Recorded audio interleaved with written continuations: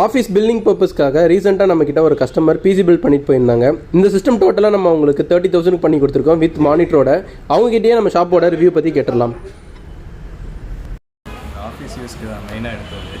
எல்லா shop refer பண்ணேன், ஆனால் இங்கே நமக்கு தெரிஞ்சனால இது அதுவும் இல்லாமல் இது 4th பில்டு வேறு அவர்கிட்ட எடுக்கிறது. பார்த்திங்கன்னா வெறும் ஆஃபீஸ் யூஸ்க்கு தான் 30,000 மானிட்டரோடு சேர்த்து சூப்பராக கொடுத்துருக்காரு.